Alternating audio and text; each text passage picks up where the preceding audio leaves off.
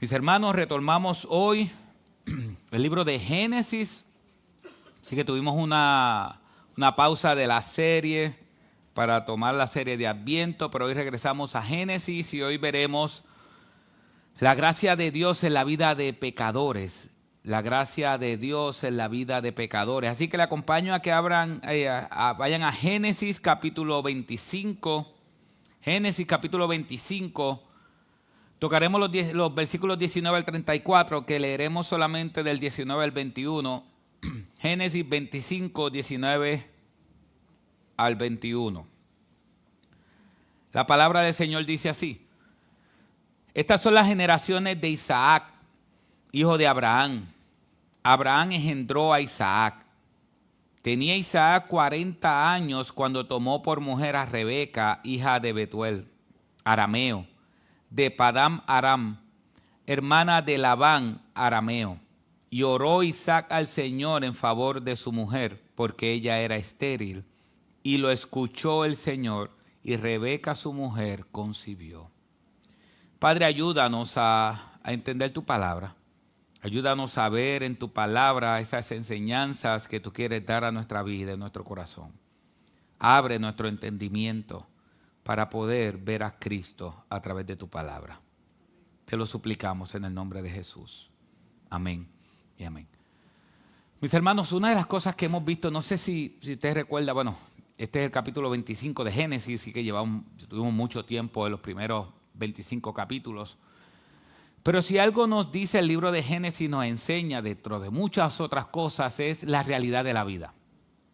Es la realidad del ser humano. Es la realidad del ser humano pecador, caído, que vive muchísimas cosas. Una de las cosas que presenta la Biblia como que es verdad es que no esconde el pecado de los personajes. No esconde el pecado. Cuando David, aunque tenía un corazón conforme al corazón de Dios, pecó, la Biblia expone su pecado. Y aquí vemos familias, y lo vemos en Génesis. Génesis tuvimos mucho tiempo en Abraham vimos sus altas y sus bajas.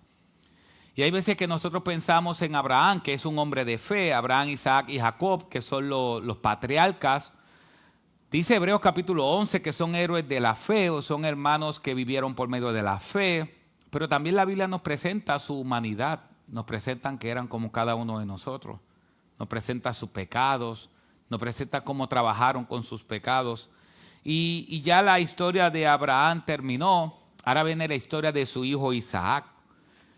Isaac va a comenzar su historia, como la última vez que predicó el pastor Rafa, se habló del pase de batón. Ahora ya Abraham murió y ahora va Isaac a seguir hacia adelante. Y algo importante que vemos en el libro de Génesis es que Dios está protegiendo su simiente. Dios prometió un Salvador que iba a nacer de la descendencia de la mujer. Por eso cuando vino el diluvio universal, Dios dejó a Noé y su familia porque había prometido una simiente que iba a venir el Salvador del mundo. Y vemos en Génesis cómo Dios está protegiendo esa simiente. Así que vamos a ver la historia de Isaac, la historia de ese hijo prometido. ¿Recuerdan todo lo que Abraham sufrió? Buscó en Agar la recompensa que era en Isaac y después salió Ismael y todo ese revolú. Pero ahora estamos en Isaac.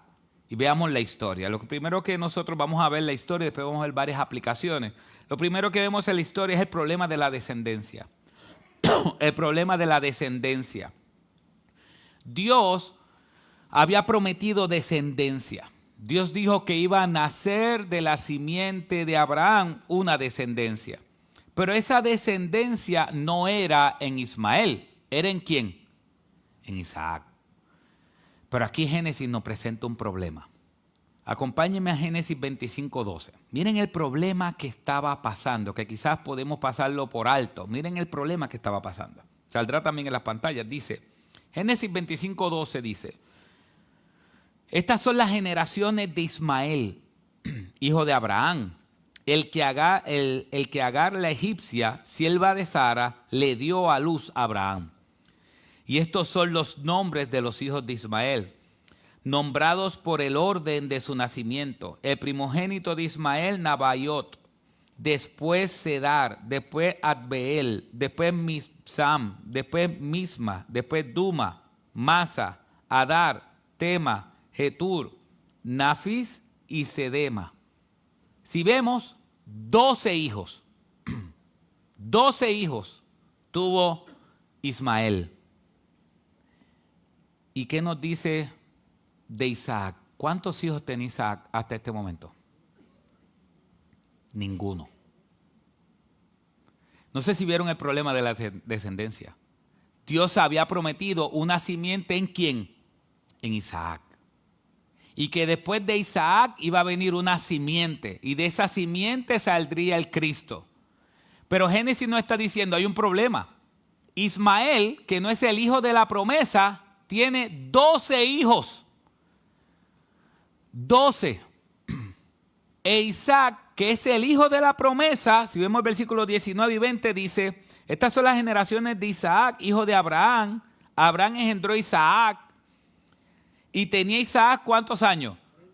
40 años. Cuando tomó por mujer a Rebeca, hija de Betuel, arameo, de Padam Aram, hermana de Labán, arameo.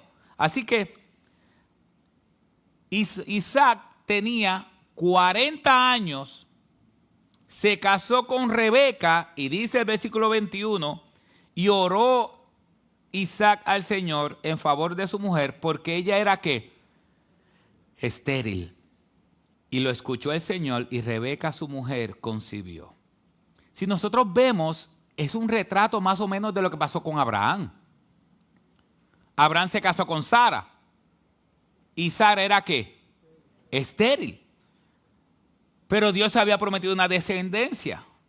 Y tardó mucho en que esa descendencia saliera. Entonces Génesis nos presenta un problema en la descendencia. Nos dice, Ismael está fructífero, está teniendo 12 hijos, está teniendo una generación completa que sale de él. Pero Isaac, que es el hijo de la promesa, que el descendiente Cristo iba a nacer de él, no tiene ninguna.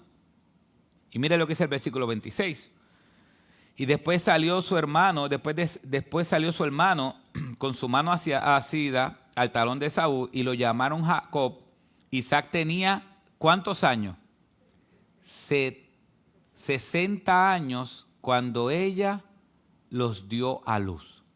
Si nosotros vemos el versículo 20 y 21, se casó a los 20, a los 40 años, oró al Señor porque era estéril. ¿Y cuándo vino a dar a luz? A los 60. ¿Cuántos años estuvo orando por una descendencia? 20 años. Lo mismo que Abraham estuvo orando por una descendencia con él, con Isaac. Entonces, esto hay una enseñanza que nos da, y quizás podemos reconocer algo, y es que cuando Dios promete una descendencia, Dios la va a dar, aunque tarde 20 años. Y cuando Dios prometió algo para nosotros, Dios no lo va a dar. Si Dios prometió algo para nosotros, Dios lo va a dar. Pero quizás se va a tardar 20 años. O más años. Así que nosotros podemos estar orando al Señor muchos años por algo. Y no necesariamente significa que Dios no lo va a hacer. Él lo va a hacer. Si Él decide hacerlo, Él lo va a hacer. O si Él decidió hacerlo, lo va a hacer. Pero va a tardar para nuestros ojos. Para los ojos de Dios, Él nunca llega tarde. Él siempre llega a tiempo. Pero para los ojos desesperados de Junior, entonces es tarde. Y es importante eso porque vemos el obrar de Dios en un tiempo y espacio nuestro que tarda 15 años, 20 años. Así que esto nos enseña que si nosotros estamos orando por algo y es la voluntad de Dios y no lo hemos recibido, no significa que Él no lo va a hacer. Es posible que lo que falte es tiempo. Es posible que lo que Dios esté bregando con nosotros sea por la paciencia. Yo no sé ustedes, pero realmente, no es un cliché, realmente yo a veces le tengo miedo a pedirle a Dios por paciencia. A veces le tengo miedo, sinceramente. Digo, Señor, yo sé lo que se ha dicho muchas veces, que cuando te pedimos paciencia, tú vas a permitir pruebas en nuestra vida para crecer en paciencia.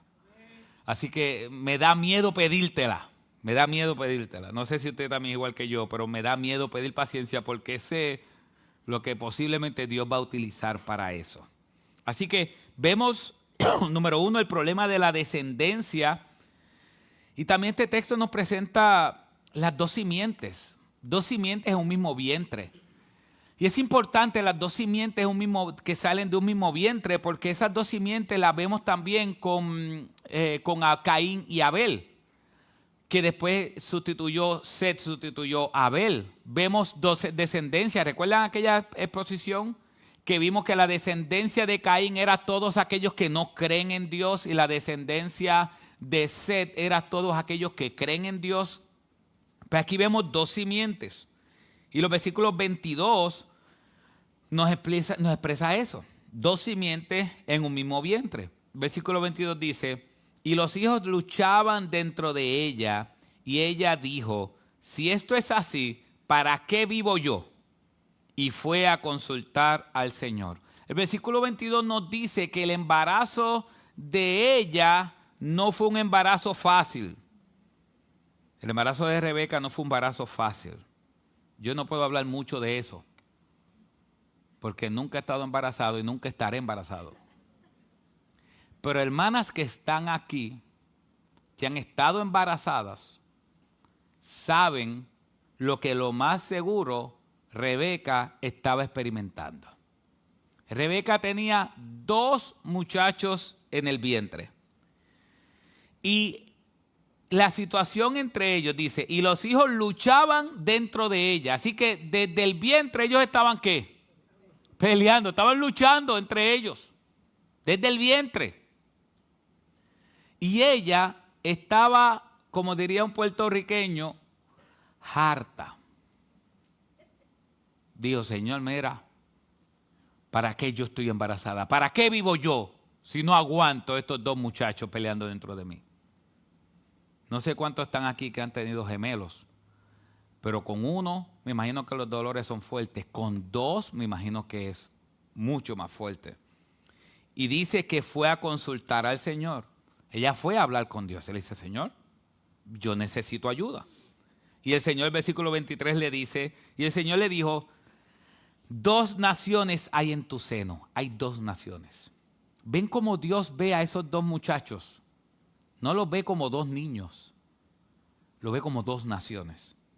2 naciones hay en tu seno. 2 pueblos se dividirán desde tus entrañas. Un pueblo será más fuerte que el otro. Y esto es importante, la última parte que dice: y el mayor servirá al menor. Cuando dice 2 naciones, está hablando 2 gobiernos distintos. O sea, del vientre de Rebeca iban a salir 2 gobiernos distintos. Uno con Esaú y otro con Jacob. Y le dijo: y el mayor servirá al menor. Eso es contracultura, porque se supone que el hermano mayor tenga todos los privilegios para aquel tiempo. No estoy hablando para ahora, no sé, ¿sabes? Yo sé que hay hermanos que están diciendo: ve, escucha. Para aquel tiempo el hermano mayor recibía mayores recompensas. Y Dios le está diciendo a ella, ya no va a ser así, sino que el mayor va a ser el siervo del menor. Y si usted ha tenido hermanos, imagínense eso. Usualmente el mayor dice: yo soy el mayor. Pues Dios dice: el mayor servirá al menor. Y dice, versículo 24, cuando se cumplieron los días de dar a luz, he aquí habían mellizos en su seno. Salió el primero rojizo, todo velludo, como una pelliza, y lo llamaron Esaú. ¿Qué significa la palabra Esaú? Velludo. Así que Esaú era rojo y velludo. Esas palabras son importantes, rojo y velludo, porque grábense esas palabras, porque en la historia eso va a tener peso. Y después salió su hermano, con su mano asida al talón de Esaú, y lo llamaron Jacob. Isaac tenía 60 años cuando ella los dio a luz. ¿Cómo lo llamaron a él? Al último, Jacob. ¿Sabes qué significa Jacob? El que engaña, el que suplanta.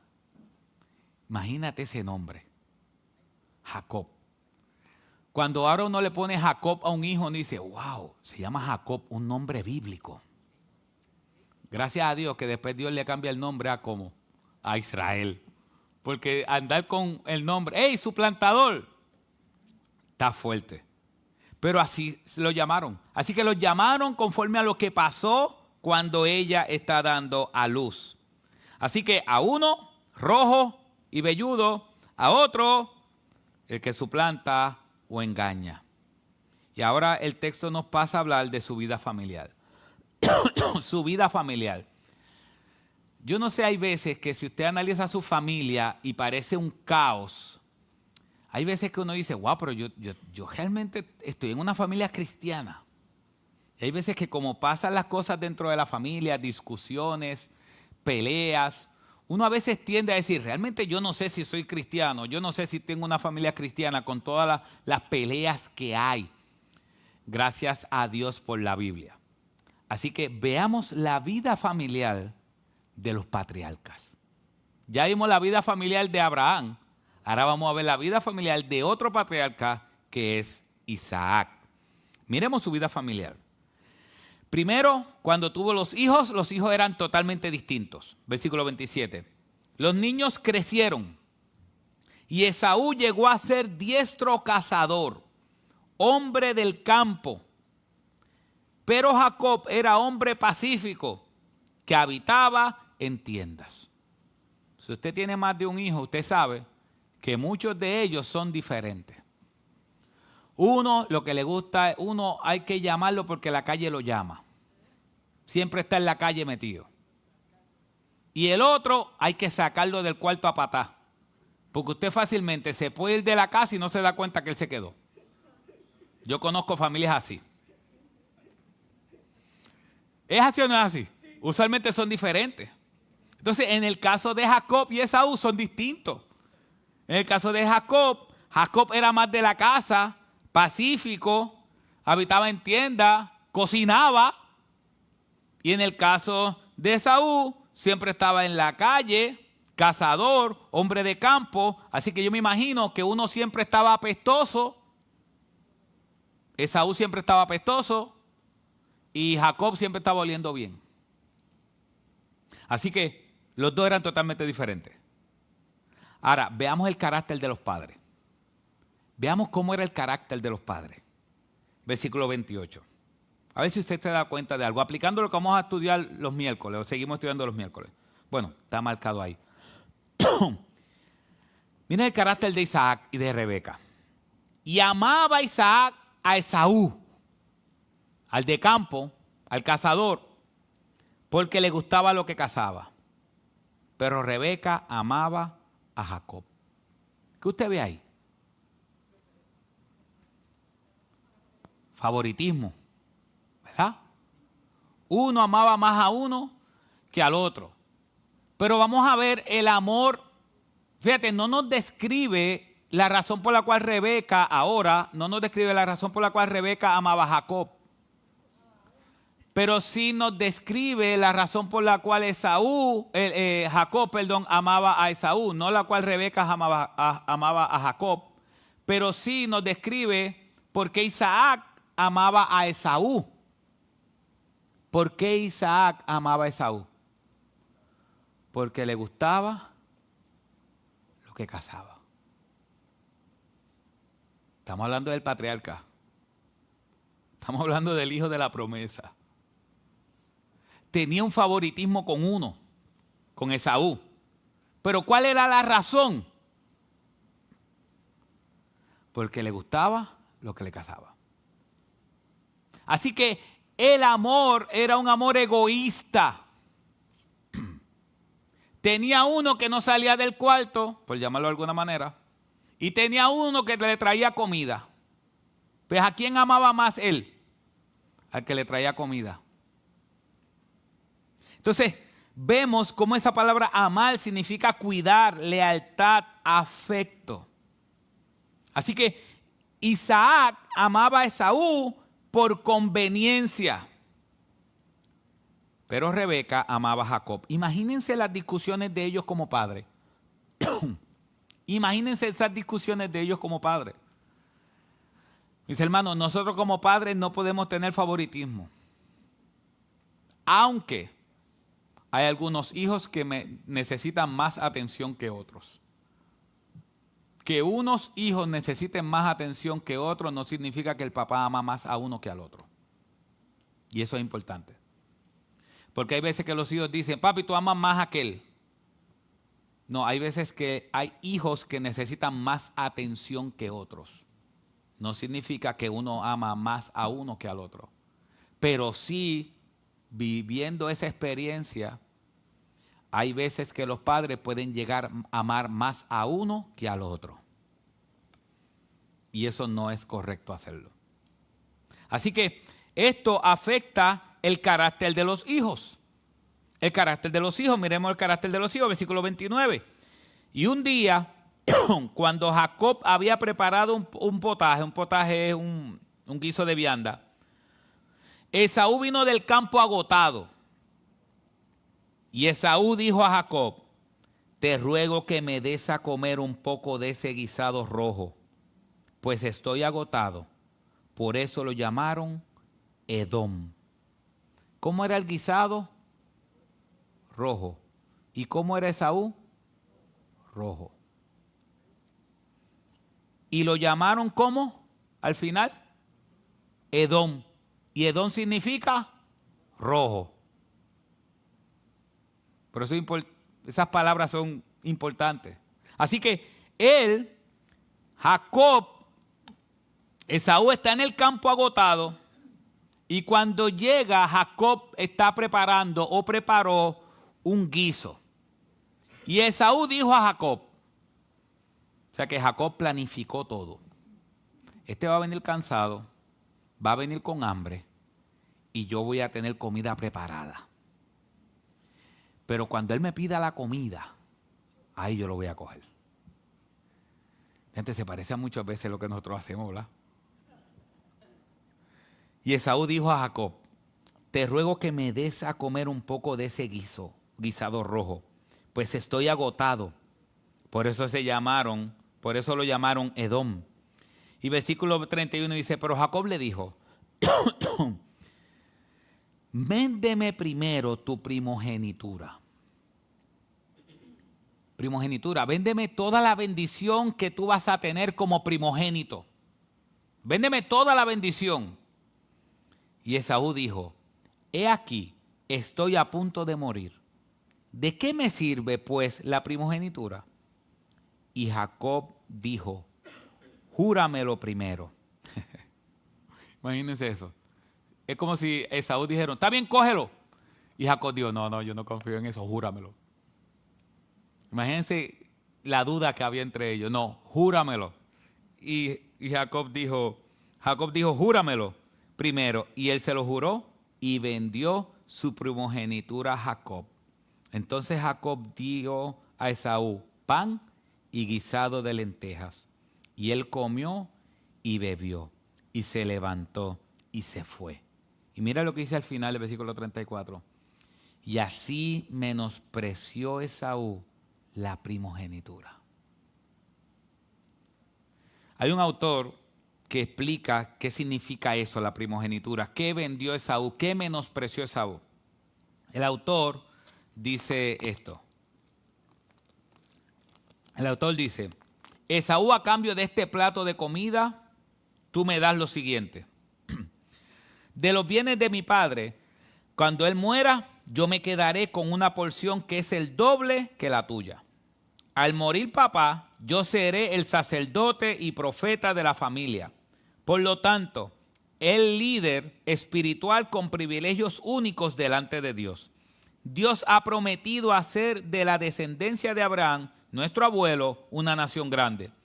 De aquí en adelante, tu descendencia no contará para nada, y seré yo quien ocupe el lugar de uno de los padres de la nación que Dios va a formar.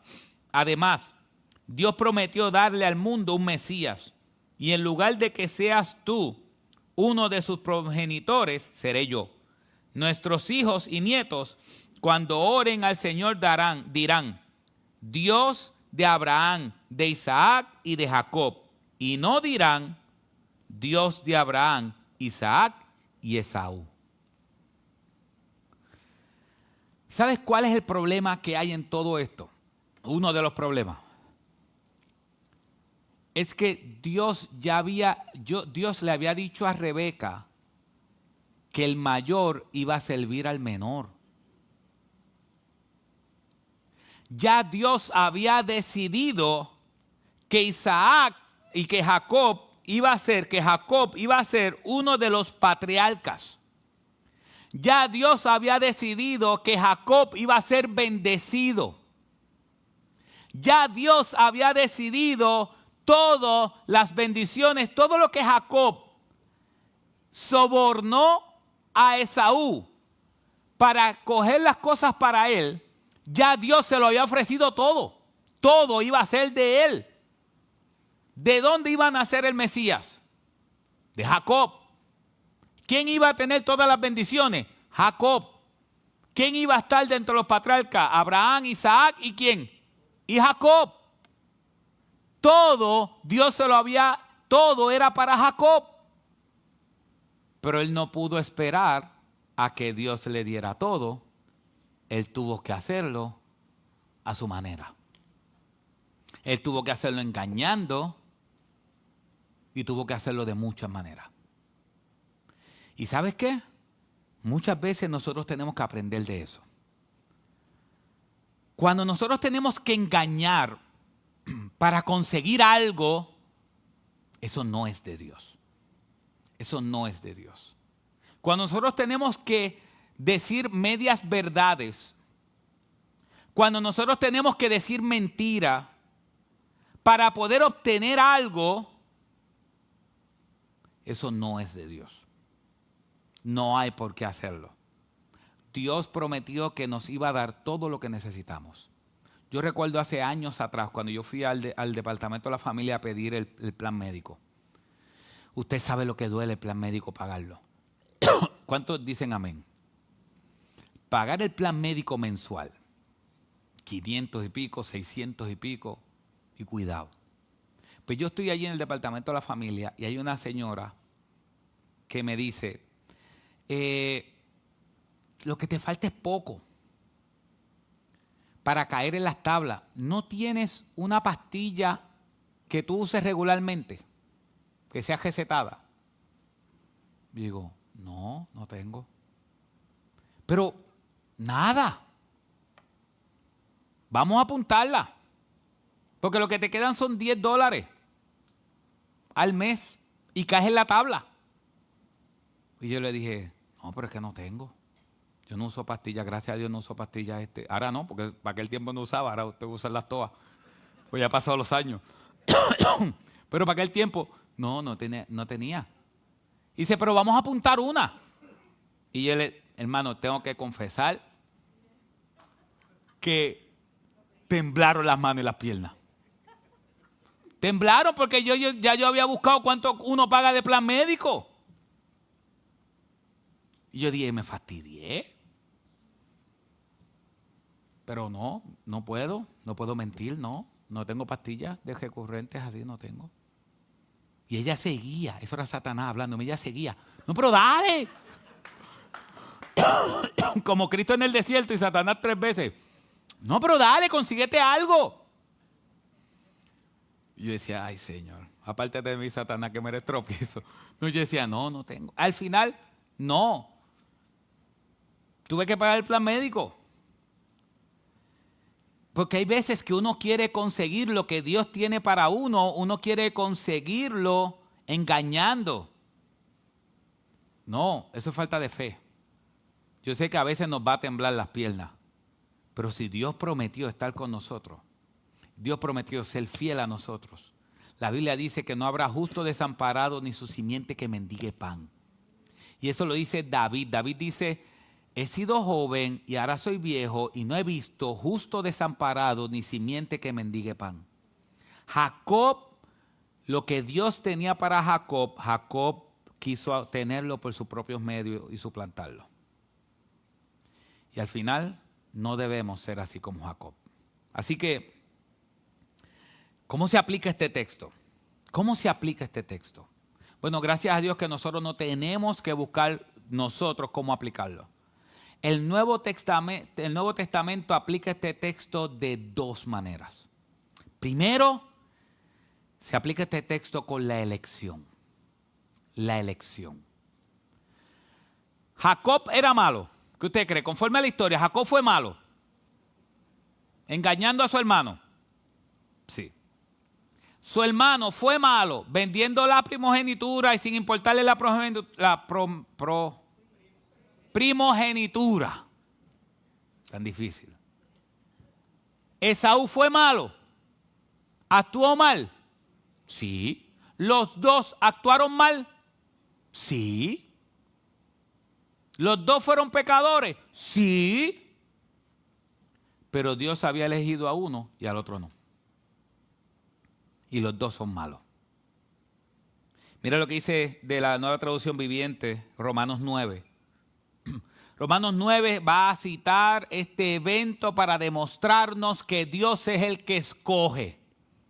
Yo sé que hay gente que dice, y esto es importante, hay gente que dice que es la presciencia de Dios. Ok, hay doctrina que enseña que Dios escoge, y esto es importante, hay doctrina que enseña, y lo hemos hablado antes, hay doctrina que enseña que Dios escoge a las personas que Dios sabía que lo iban a escoger a Él. Se llama la presciencia de Dios. Es que, por ejemplo, Dios sabía que yo lo iba a escoger a Él, y como Dios sabía que yo lo iba a escoger a Él, Él me escogió a mí.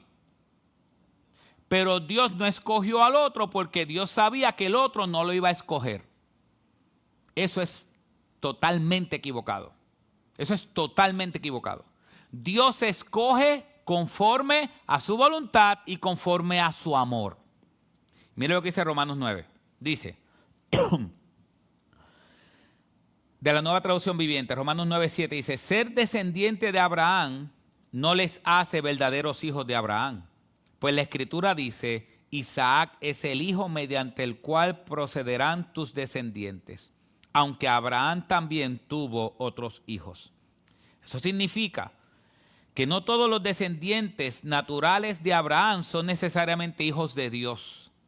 Solo los hijos de la promesa son considerados hijos de Abraham.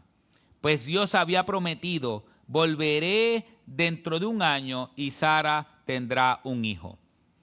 Ese hijo fue nuestro antepasado Isaac. Cuando se casó con Rebeca, ella dio a luz ¿qué? Mellizos. Sin embargo, esto es importante, sin embargo, antes de que nacieran, antes de que pudieran hacer algo bueno o malo, ella recibió un mensaje de Dios. Este mensaje demuestra que Dios elige a la gente según sus propósitos. Él llama a las personas, pero no según las buenas o malas acciones que hayan hecho. Se le dijo, tu hijo mayor servirá a tu hijo menor. Como dice las Escrituras, amé a Jacob, pero rechacé a Esaú. ¿Estamos diciendo entonces que Dios fue injusto? Por supuesto que no. Pues Dios le dijo a Moisés, ¿qué Dios le dijo a Moisés? Tendré misericordia de quien yo quiera, y mostraré compasión con quien yo quiera. Por lo tanto, es Dios quien decide tener misericordia. No depende de nuestro deseo ni de nuestro esfuerzo. Lo que Dios está diciendo es, y Pablo está utilizando el ejemplo de Esaú y Jacob que todavía no habían hecho ni bien ni mal y ya Dios lo había escogido a uno para amarlo y el otro para desecharlo. La elección. Dios es el que escoge. El hombre no puede escoger a Dios. No depende, dice la Biblia, ni del que quiere ni del que corre. ¿Qué Dios dice en el versículo 15 que leímos de Romanos? Si puedes ponerlo el versículo 15, que Dios dice: tendré misericordia de quien yo quiera y mostraré compasión con el que yo quiera. Dios dice: yo voy a tener misericordia del que yo quiera y mostraré compasión con el que yo quiera. Y si hoy tú y yo somos salvos, es porque Dios decidió tener misericordia con nosotros. No fue nada que tú hiciste ni nada que yo hice. Dios decidió hacerlo, decidió tener misericordia. Tendré misericordia del que yo quiera tener misericordia. Y hoy tú y yo tenemos amistades que crecieron con nosotros que están en el infierno. Y nosotros tendremos otro destino. Y ese otro destino es la gloria eterna en Cristo. Nosotros veremos a Jesucristo resucitado. Veremos sus marcas en su cuerpo. Daremos gloria por siempre a Él. Y todo eso porque Dios decidió amarnos.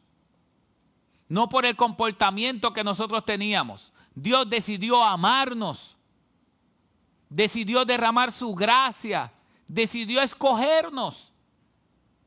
Entonces, ¿qué significa eso? Que cuando escucha bien, ¿qué significa esto? Que cuando el hombre cayó, la Biblia dice que cuando el hombre cayó, todos cayeron y están destituidos de la gloria de Dios. ¿Qué es la elección? Y yo sé que lo he explicado muchas veces y quizás usted lo ha escuchado muchas veces. ¿Qué es la elección? La elección es que por cuanto todos somos pecadores, todos vamos caminando hacia el infierno. Todos vamos caminando hacia el infierno. Imagínense que ese es el precipicio del infierno. Todos vamos caminando hacia el infierno porque somos pecadores. Por amor, por puro regalo, en toda la fila que va hacia el infierno por su pecado, Dios decidió escoger a algunos y sacarlos. Y los demás, ¿qué pasa con los demás? Siguen el destino que tenían. ¿Cuál es el destino que tenían? La perdición eterna. Así que nosotros cuando hablamos de la elección es que nadie se merece la elección. Todos vamos en fila hacia el infierno. Porque todos somos pecadores, pero por amor, por misericordia, porque Dios dijo, tendré misericordia de quien yo quiera tener misericordia. Él decidió amarme y decidió escogerme. Entonces ya yo no voy hacia el infierno. Ahora Él decidió que yo caminara hacia otro lugar, hacia su presencia. ¿Y por qué? Porque yo fui bueno. Porque yo hice algo bueno por su misericordia, por su amor. ¿Sabes qué significa eso? Que no puedes hacer nada para ganarte la salvación. La salvación es un regalo que solamente Dios te da. Eso de que me porto bien para ir al cielo, tú te puedes portar bien y por más que te portes bien, siempre va a haber maldad en ti. No se va al cielo por comportarnos bien, se va al cielo por la gracia de Dios. ¿Significa que la gracia me lleva a mí al pecado? No. En Romanos, ese es Romanos 9. Romanos 6 dice que aquel que está en la gracia no quiere pecar. Dice, perseveraremos en el pecado para que la gracia abunde. Pablo dice, de ninguna manera. Así que aquel que ha sido salvado por la gracia de Dios ya tiene otro destino y tiene otra vida. Ya la vida no es complacer hacia el pecado, ahora la vida es de adoración y de lucha contra el pecado para agradar a aquel que lo salvó. Ahora las buenas obras que hacemos después que somos salvos no es para ganarnos la salvación, sino es para agradar a aquel que nos salvó. Entonces Pablo está utilizando esto. Pablo está diciendo, Jacob y Esaú, los dos estaban en el vientre. Todavía no habían hecho ni bien ni mal. Para que el propósito conforme a la elección se cumpliera. Amé a Jacob y aborrecí a Esaú. Dios escoge a unos para amarlos y a otros simplemente le dice, sigue tu destino. Sigue tu destino. Yo personalmente no creo en la doble predestinación. Yo creo que todos tienen un destino que es el infierno. Y ese destino que es el infierno es por causa de que somos pecadores. Y que de esa línea que iba hacia el infierno, Dios decide amar a unos y escogerlos, los elige. Y a otros simplemente siguen el destino que llevaban, que es la condenación. Así que si tú has creído en Cristo, ha sido por un regalo que Dios te dio. Fue un regalo de gracia y de amor. Así que primero se usa este texto para hablar de la elección. Y último, este texto se usa para hablar del arrepentimiento. Mis hermanos, ¿y qué importante es este texto? Este texto se cita en el Nuevo Testamento para hablar del arrepentimiento. Mire lo que dice Hebreos 12, 16 y 17. Dice esto. Dice, asegúrense de que ninguno sea inmoral, ni profano. ¿Como quién? Como Esaú, que cambió sus derechos de primer hijo varón por un simple plato de comida. Mire lo que dice. Ustedes saben que después, cuando quiso recibir la bendición de su padre, fue rechazado. ¿Qué dice? Ya era demasiado tarde para arrepentirse, a pesar de que suplicó con lágrimas amargas. ¿Sabes qué está diciendo esto? Esto nos está diciendo, ¿qué es el arrepentimiento? El arrepentimiento es un cambio. La palabra arrepentimiento significa literalmente cambio, un cambio de dirección. Cuando nosotros vamos de camino hacia el infierno, cuando Dios decide elegirnos y escogernos, Él mueve nuestro corazón hacia el arrepentimiento, cambia nuestro corazón, vemos la palabra de Dios, reconocemos nuestro pecado, nos arrepentimos. ¿Qué significa arrepentirnos? Significa un cambio de dirección. Literalmente la palabra arrepentimiento significa cambio de dirección. ¿Qué significa? Vamos de camino al infierno. Dios cambia nuestro corazón de carne, nuestro corazón de piedra por un corazón de carne. Entendemos la palabra de Dios, reconocemos que somos pecadores y nos arrepentimos. ¿Qué significa arrepentirnos? Cambio de dirección. Antes íbamos caminando hacia el infierno. Un cambio de dirección, arrepentimiento. Le doy la espalda a todo lo que tiene que ver con el mundo y camino hacia otra dirección. Eso es arrepentimiento. Y lo que está diciendo, utilizando a Esaú, es que Esaú, después de su pecado, él intentó arrepentirse. ¿Pero qué pasó? Dice, ya era demasiado, ¿qué? Tarde para arrepentirse. ¿Sabes qué significa eso? Y esto, escuchen esto. Cuando el Evangelio de Marcos, Cristo dice, escuche bien, cuando el Evangelio de Marcos, Cristo dice, el reino de los cielos se ha acercado, por tanto arrepentíos. Esa palabra se ha acercado es importante porque esa palabra se ha acercado significa una ventana de oportunidad que está abierta pero se va a cerrar. Escuche bien. Cuando la palabra griega dice arrepentido porque el reino de los cielos se ha acercado, esa palabra griega se ha acercado implica que es una ventana de oportunidad que se está abriendo. El reino de los cielos se ha acercado, una ventana de oportunidad que se está abriendo, pero que no va a permanecer abierta, que algún día se va a cerrar. la gente dice, lo que Dios está diciendo es, el arrepentimiento no va a estar todo el tiempo.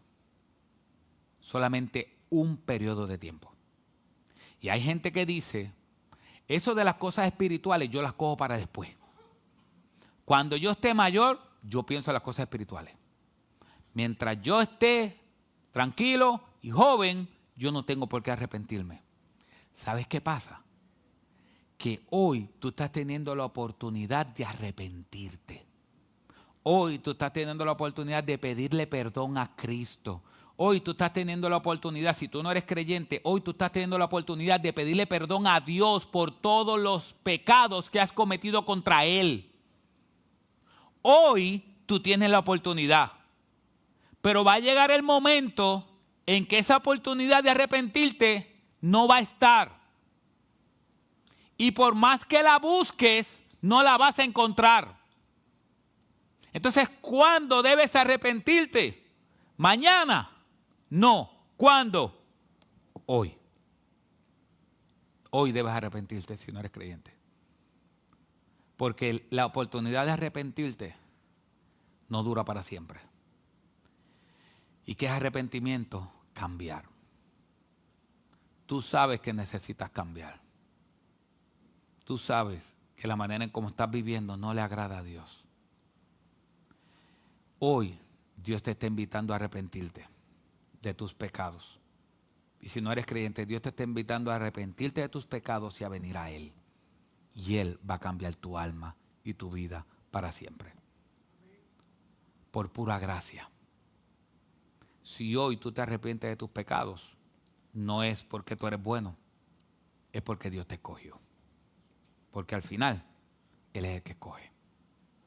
Así que mis hermanos, nosotros creyentes que estamos aquí, démosle gloria a Dios. Gloria a Dios de que nuestra salvación es por gracia. Que Él nos escogió. Impresionante, Dios nos escogió.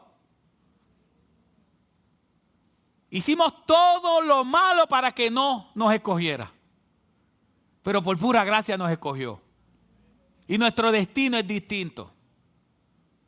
En la eternidad con Cristo. Gloria a Dios por eso. Por pura gracia. Él nos escogió desde antes de la fundación del mundo. Todavía no habíamos hecho ni mal ni bien. Para que conforme al propósito de su llamado, eso se realice. Y si tú estás aquí y no eres creyente, yo te invito a arrepentirte. Tienes el privilegio de arrepentirte. El arrepentimiento no es algo malo. Ustedes saben que cuando uno es nene y le dicen, ¿qué se dice? Y uno dice, gracias, porque es obligado. Gracias. Vete, pídele perdón. Y uno va, perdón. ¿Por qué? Perdón. Uno no sabe ni por qué. Y a veces tú tienes que arrepentirte. Hay veces que esa palabra arrepentimiento es algo malo. Es como que tienes que arrepentirte. Eso es algo malo. Pero cuando hablamos de la salvación, el arrepentimiento no es malo. El arrepentimiento es bueno. Porque lo que está diciendo es, Dios va a cambiar tu alma y tu corazón, tu vida para siempre. Le vas a dar la espalda al pecado y vas a comenzar a luchar contra el pecado. En vez de vivir para el mundo, vas a comenzar a vivir para aquel que te escogió. Y en vez de vivir para tu gloria, vivirás para la gloria de aquel que murió y resucitó de los muertos. Entonces el arrepentimiento no es malo. El arrepentimiento es bueno. Es bueno. Así que mis hermanos, demos gracias a Dios por lo que Dios hizo. Y amigo que estás aquí, amiga, si tú no eres creyente, ojalá que hoy sea el día en que Dios cambie tu corazón y te guíe al arrepentimiento. Y que cambie tu alma para siempre. Y puedas venir a Cristo. Oramos. Padre, gracias Señor. Gracias porque este texto nos enseñó de cómo ser padres, nos habló de la paternidad, pero también nos habló más aún de la elección. de la salvación que solamente tú das. Nos habló del arrepentimiento. Padre, ayúdanos, Señor. Ayúdanos a poder vivir vidas de arrepentimiento. Y Padre, ayúdanos a glorificarte y exaltarte, entendiendo la elección, entendiendo que tú nos escogiste, ayúdanos a exaltarte. La verdad de la elección va por encima de cualquier problema que tengamos en nuestra alma, Señor. Ayúdanos a ver eso. Y Padre, aquellas personas que no te conocen, que están aquí, yo te pido en el nombre de Jesús que tú los levantes, le des vida a esos huesos secos y que hoy sea el día que se puedan arrepentir de sus pecados y creer que Jesucristo es el Señor para la gloria de Dios Padre. Te lo suplicamos en el nombre de Jesús. Amén.